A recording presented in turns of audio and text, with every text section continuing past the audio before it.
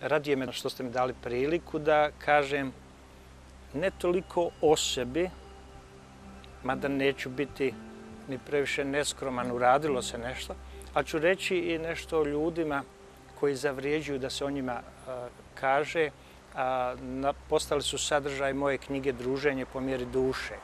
Dakle, promovirat ćemo knjigu Druženje po mjeri duše, u koju sam ukoričio 57 ljudi kojima je zajednička povezujuća nit slavljenje kreativnosti i iskoraci u pojedinim oblastima filma, književnosti, poezije, nauke i tako dalje. I druga knjiga, zadovoljstvo mi je da mogu da kažem da je Odisej iz planine, to je roman koji je publika imala priliku čitati ovdje u 2 izdanja, napokon dobio i ovu verziju švedski jezik, s tim što smo mi naziv promijenili, nije više Odisej, muškarac koji je junak naslova, nego ona, Meliha, i ovdje je Melihina tajna, tako se zove ovaj roman. Vrijeme provedeno u Švedskoj je intenzivno, u jednom uređenom sistemu u kom ja jako dobro funkcioniše. Etablirani pisac, prevodilac, slikar i u tom svijetu čarolija odživljavam svoj život i na izvjestan način širim kreativnost oko sebe i to mi sad za sad dobro ide. Odisej iz planine je moj doprinos ili približavanju jedne tipično balkanske priče onom svijetu tamo, ali i obratno, približavanje onog svijeta otamo ovdje. Negdje daleke 82. godine na Zagrebačkom univerzitetu sam magistrirao na temi žena kao žrtva savremenih ratova i to tad možda nije bilo toliko interesantno ni iskustveno, kasnije je tek postalo. Ali meni lično je bilo interesantno jer sam definitivno te 82. godine postao neki tip muške feministe. Dakle, muškarac feminista i to s ponosom. Jer sam masu nekih stvari muške diskriminacije i dominacije sebi raščistio i shvatio da je zapravo svijet u kojem živimo svijet muškarca, da je historija koju učimo i prezentiramo drugima historija muškarca, da su religije, posebno monoteističke religije muškarca, u kojima je Bog muškarac i sve podređeno njemu, muškarcu i tako dalje. Ovdje glavna junakinja priče je Meliha, Sarajka, koja živi u jednom ambijentu planinarskog svijeta i normalno doživljava svoj život, ali i doživljava veliku ljubav, planinarsku ljubav. I u toj planinarskoj ljubavi i komunikaciji sa planinama koje nas okružuju, iz ljubavi se začelo nešto u njenom stomaku i sad se našla kao žena, tipično balkanski, pred 3 velike dileme. Prva dilema je što on, muškarac, nije spreman da uđe u brak i postane otac. Mahala, puna predrasuda, nije spremna da je prihvati kao ženu bez muške zaštite i institucionalno situiranu u braku. A ona lično kao žena nije spremna da digne ruku na sopstveno dijete koje je u ljubavi začeto u njenom stomaku. Nažalost, ishodište je njena odluka, previše hrabra za to vrijeme, iskrena, ljudska i velika. Pa možda u međuvremenu prevođenja sa jednog jezika na drugi, ja sam i promijenio u naslovu ime, nije više Odisej sa planine gdje je on junak priče, nego Meliha i Melihina tajna gdje je ona prava heroina. Ona odlazi u daleki svijet, tuđi svijet, sama noseći breme neznanja, svijeta i tako dalje, neizvjesnosti i u tom svijetu donosi na svijet potomstvo, svoje čedo i tako dalje i tako dalje. Priču počinjem 25 godina kasnije kad ona ide napokon da spoji porodicu, porodice i da ne otkrivam svu tajnu. Imao sam fantastičnu mogućnost da opišem sliku planine i planinarske ljubavi, sliku Bosne, sliku Sarajeva, ali i dva svijeta u kom Tina, njena kćerka, raste i tako dalje. Normalno, svi moji romani, pa i ovaj, se završava happy endom. Želim čitaocu podariti radost. Radost, iako krećemo sa jednom pričom koja nije toliko vesela, ona je na kraju puna života i život sam je sreća za sebe. Knjiga je vruća, upravo je sad izašla iz štamparije i očekujem da će biti promocija u ambijentu izložbe mojih slika, a tamo radim 15 godina kao učitelj slikanja. Imam, ajde recimo, na radost i moju i onih koji uče kod mene 4 škole slikanja. Dakle, u ambijentu izložbe bit će i promocija ovog romana, a o ostalom ćete dobiti povratnu informaciju. Kao moto knjige Druženje po mjeri duše stavio sam evo ovo. Ljudska sreća, bogatstvo i trajanje su oslonjeni na 4 oslonca. Zdravlje, znanje, kreativnost i ljubav. Moji sabesjednici u knjizi su upravo slavitelji tog bogatstva.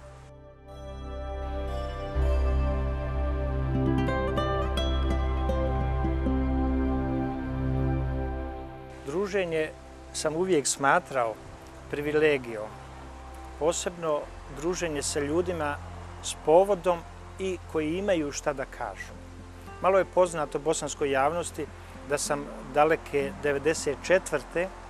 imao radio koji se zvao BH radio, kasnije Bornholmski Haber, koji je uspio da po nekim nevjerovatnim okolnostima napravi radio koji je komunicirao sa cijelim svijetom. Ja sam bio u Helsingborgu, a ti ljudi su bili diljem svijeta, ajde recimo balkanska elita ljudi koji su imali šta da kažu, a nisu uprljali ruke. Tako moji sagovornici su bili Mirko Kovač, Stevan Dedijer i tako dalje, 40 sati. I to smo emitovali, kasnije prebacili iz jednog medija u drugi i tako dalje.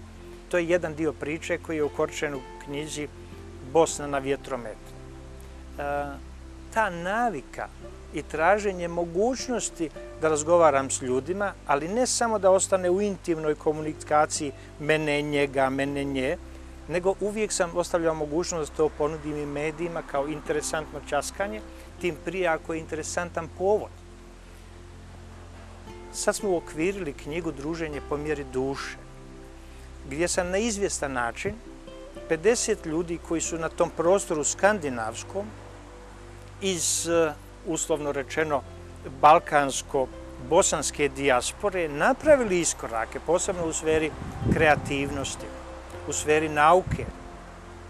Ima desetine onih koji su doktorirali, okitili se naučnim titulama i to vrlo značajnim, važnim, uspješnim. Imamo recimo prošlogodišnju najbolju švedsku glumicu, Normanu Likić, koja je najbolja švedska glumica, a bosansko-balkanski prostor nije za nju ni čuo. I sad, ajde recimo, moja malenko stupa na scenu, sretnem je, vidimo se, čujemo se, otrgnem ono što je sa prezentirati i predstavim je ovamo i 30-ak i nešto portala je dobilo mogućnost da priča o heroini koja balkanskih korijena ili bosanskih korijena. Ušla je sticajem okolnosti među 10 najuspješnijih glumica u Evropi za prošlu godinu. Imate Zlatana Ibrahimović, gigantsku zvijezdu u sferi sporta, ali sam o njemu pisao na jedan neobičan način, tačnije o knjizi koja je u prvih nekoliko mjeseci u Švedskoj prodata u milionskom tiražu. Ali ja sam i Šveđanima tu istu knjigu prezentirao na jedan neobičan način. Zašto je on meni interesantan, meni kao pedagogu, meni kao čovjeku koji se 20 godina u Švedskoj bori za neku integraciju po mjeri čovjeka i tako dalje. I onda se dešava taj moj doprinos toj priči, prevodim njegovu knjigu koja opet na Balkanu postaje bestseller, najprodavanija i u Hrvatskoj, i u Bosni, i u Srbiji, itd. itd. I to je radost. I Zlatan je dio te priče u ovoj knjizi. Imate dječaka koji sa 4 godine čita Zlatanovu knjigu bez zastajkivanja, bez sricanja itd. I normalno da zaslužuje pažnje jer je inspirativan kao slavitelj čitanja i pisane riječi. Fausta Marjanović, Sarajka koja je u Švedskoj napisala roman Posljednji metak čuvan za komšiju. U švedskoj verziji dobila nagradu za prvi roman, prvi njen roman. I normalno zaslužuje pažnju da se o njoj piše i u Bosanskoj pošti i na ovom prostoru i praktično njeno ime etabliram i na ovim prostorima. Da spomenem dječaka koji kad uđete u velike robne kuće smijuri se sa veliki džambo plakata. Roditelji su mu Sarajlije, a on se zove Denis Mlivić. I postao je regionalna manekenska zvijezda. Imam privilegiju da razgovaram i sa njim i njegovim roditeljima normalno. On je dobio i tekst i priču u ovoj knjizi. Jedna neobična priča ljubavi dvije sestre, Nidžara i Zilha. Zilha je imala problem sa bubređem i pala je na postelju. Neobično za švedske prilike da sestra ponudi sestri bubreg. I njih sam uknjižio u knjizi kao neobična priče dvije sestre koje se jedna drugoj pomogle da prebrodi životnu krizu i bolest. Vera Veljović, studentica Akademije scenski u Sarajevu u klasi Bore Stepanovića. Dolazi u Štokholm sa izbjegličkom torbom na leđima i danas igra na švedskim daskama, pozorišnim i pojavljuje se u filmu. Lijepa za vidjeti, lijepa za čuti. Iz kategorije iste akademije spomenut ću još jednog koji je u knjizi, to je Jasenko Selimović. Jedan sjajni sarajevski student. Možda nije moje da govorim, ali imam pravo da se grijem na Jasenkovoj vatri uspjeha. Dolazeći u Švedsku 1993.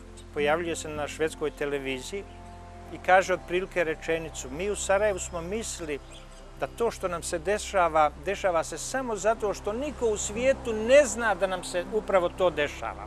I kad sam došao u Štokholm, ja sam vrištao, međutim počeli su da mi se smiju i ja sam shvatio da ti ljudi okolo zapravo više znaju o tom šta nam se i zašto dešava nego mi sami u Sarajevu. Taj mladić je shvatio da je njegov put do uspjeha zapravo put jezika. Sticajem okolnosti, on je ranije već imao kod švedskog jezika jer mu je mama Nevenka bila ambasador Jugoslavije u Štokholmu. Uglavnom, vrlo brzo se popeo na daske, prvo u engleskoj verziji pa onda švedskoj, da bi kasnije postao direktor teatra u Göteborgu. Teatra treba istaći ovu, ajde recimo, čarobnu priču koji je bio u gubicima pred zatvaranjem. Posle Jasenkova izbora za direktora, posle njegovog programa, teatar se izvukao iz krize i onda je Jasenko bio taj čovjek koji je čestitao Šveđanima novi milenij. Dakle, Göteboržanin, prvo proglašen je počasnim članom grada, a onda čestitao novi milenij. Možda su tu, eto, mi imamo strašni i danas je, treba to naglasiti, danas je Jasenko Selimović državni sekretar parlamenta, švedskog parlamenta i skoro je šetao sarajevskim ulicama i žao mi je što ga nismo zajedno tada sreli da stane pred kameru. Možda je i u Jasenku samo inspiracija. Ima ljudi koji znaju teatre izvući iz krize i postaviti na 4 noge, pa i ova zemlja bi se mogla postaviti na bolje noge, samo treba nam više Jasenka koji će se namamiti da se bave i ovim prostorom i ovom zemljom na jedan drugi i drugačiji način, a mi živimo u ambijentu u kom je to, ajde recimo, moguće i u kom smo naučili da se tako ponaša. Da ne preskočim jednu sjajnu djevojku, zove se Lamija Suljević. Od oca Avda i Mahire, oni su doktori i njihove naučne titule nemaju ama baš nikakve veze sa ovim čim se Lamija bavi. Lamija je modni kreator i napravila jednu kreaciju inspirisanu nošnjom svoje nane, koja je u jednom danu pogledana 58.000 puta. Razumijete?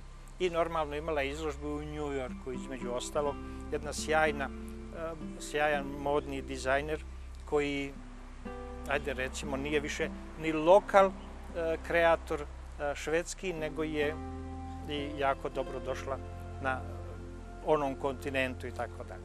Moram da nađem još jednog, a reću i razlog zašto baš njega. Kad su mi rekli da je napravio glumačku karijeru u Štokholmu, a došao je prije 5-6 godina, onda sam se ja nasmijao, računajući da je to ovako malo previše. Iso Borović, glumac iz Narodnog pozorišta iz Zence, posle rata došao u Švedsku. Međutim, radoznalost me odvede na internet i pronađem njegovu glumu na švedskom jeziku i da ne kažem, bio sam fasciniran upornošću tog mladog čovjeka, kako je u tako kratkom vremenu uspio da ovlada švedskim jezikom i smogne hrabrosti da se pojavi na švedskoj sceni. Evo, Iso Porović, glumac, prvak Zeničkog pozorišta, koji je vrlo uspješno ovladao švedskim jezikom i popeo se na švedske daske teatra i da pozdravim normalno njegovu upornost i strajnost u njegovanju jezika, ne više ovdje bosanskog, nego ovog švedskog. Albin Ganović, jedno neobično ime, moram priznati, vrlo neobično ime. Pročitao sam oglasnu poziv na teatar, kamerni teatar u povodu Božića i dječak je na naslovnici u formi klovna, odori klovna. Prošao sam, nisam baš bio raspoložen da to vidim. Međutim, odsvanu novine i ja čitam da je on zapravo Albin Ganović, porijeklom sa Balkana. Dječak koji vlada čarobno teatrom. I odem, ne bi vjerovali, dječak od 16 godina je šef trupe teatra u kojem je najmlađi sljedeći 22, a ima ih 20-ak, koji čaroban kabare igraju, a on je i glumac, i pantomimčar, i klovn, i priča 3-4 jezika. To je naprosto čarobno. Čarobno bi ga bilo vidjeti ovdje. Za njega se niti je čulo dok nisam napravio tekst, ali eto, bar znamo sada da postoji Albin Ganović, jedan čarobni momak koji naprosto uživa da glumi i stavio sam naslov Cirkus je život. Djeluje pomalo neobično, mnogima je cirkus nešto drugo, ali njemu je sam cirkus i izazov i malte ne život. Goran Bašić. Prijedorska priča. Važno je istaći da je on u bivšoj Jugoslaviji u borilačkim vještinama u nekom sportu, sad dok ne bi pročitao ne mogu se sjetiti, bio prvak Jugoslavije. Dolazi u Švedsku, ne zaobilazi previše ni logore, da se razumijemo, i počinje onako ispotiha život kao i mnogi, izgubljen u vremenu i prostoru. Dok ne nailazi na jednu čarobnu ženu, neće mi zamjeriti ni ona, ni on, što ću to tako reći, koja je trebala njega i koju je on trebao.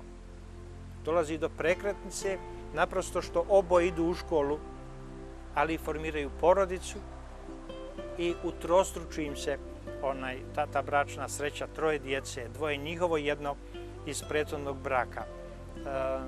U novembru mjesecu bio sam počašćen kafom doktorove Goranovog doktoriranja na Lund univerzitetu i dobijanja posla predavača na Lund univerzitetu. To je nešto naprosto gdje treba podijeliti radost. Ja kažem, na onoj njegovoj diplomi jedan dobar dio potpisa ima i ove čarobne supruge koja ga je podarila porodicom, a porodica je onda odradila jedan dobar dio u inspirativnosti kuda dalje.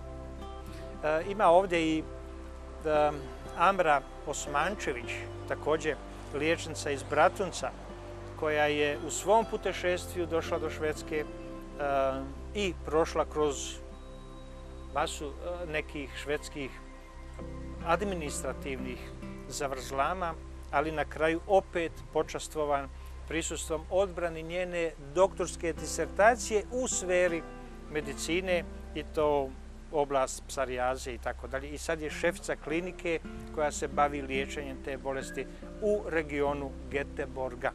Evo još jedne interesantne, dirljive, ali i priče sa happy endom. Armanov put u izvjesnost. Imamo sliku sa Splitske luke 1993. godine. Izbezumljena mama koja je upravo pristigla u jednom od jevrejskih konvoja iz Sarajeva, izašla je na naslovnici novina, a iza nje je autobus sa probušenim staklom od metka normalno. I priča o njoj. Ona se tamo zatekla slučajno, privilegijom koji je obezbijedio muž, ko zna kojim putevima, da bude baš u grupi Jevreja. I sad priča ide dalje. Dječak raste, mama brižno uspijeva da okupi porodicu iznova i tako dalje, ali dobija jednu potrebu, ljudsku potrebu, da djetetu za njegov 18. rođendan ispriča priču putešestvija Sarajevo-Štokholm i na naslovnici stavlja ovu fotografiju sa Splitske rive. I normalno meni nije ostalo ništa drugo nego da ovjekovječim i pričom i fotografijom mamu, knjigu i dječaka od 18 godina sa kravatom, stasitog momka i tako dalje i tako dalje. Inspirativno i za roditelje, a normalno radost za sve one koji su imali svoje puteve izlaza iz Sarajeva i ulaza u neke druge gradove, u neke druge životne priče. Lejla živi svoj san. U priči Lejla živi svoj san pratim djevojku čiji je životni san da bude ljekar, jer je živjela u tom miljeu. Mama joj je uzor, idol i putokaz, a mama se zove Asima Pilav. I sve je to krenulo kako treba. Lejla je počela studirati, Lejla daje ispite i dešava se radosno tragični Bajram. Ona odlazi mami na baklavu u Foču i tu je kraj tog dijela priče. Zahvaljujući enormnoj borbi mame, porodica je sačuvana od biološkog uništenja i ona i njen brat i otac i mama su došli do Švedske. Pratim priču gdje Lejlu vidim na švedskoj televiziji kako govori o svojoj priči na švedskom jeziku. Rat se završava, pokušava upisati medicinu u Švedskoj, ali švedska birokratija ne želi nju kao ljekara, ali je eto želi negdje u medicini, u laboratoriji i tako dalje. To bi htjela švedska birokratija, ali ne i Lejla. Prvim autobusom poslije rata Lejla dolazi u razrušeno Sarajevo i obnavlja svoj indeks na Medicinskom fakultetu i završava ono što je trebalo. I opet jedan novi iskorak, administracija Medicinskog fakulteta u Sarajevu produžava vrijeme trajanja, tako da Lejla mora još da doradi 1 godinu ili izgubi u tempu 2.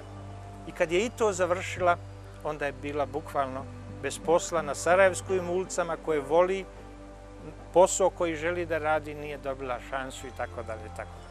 Ali se u toj vjetrometini izazova Bosne i Sarajeva poratnoj dešava ipak iskra i Lejla dobija mjesto u Kaknju u domu zdravlja i sad je tamo u bijelom mantilu obljubljena doktorica Lejla i žao mi je što sad ne sjedi ovdje s nama.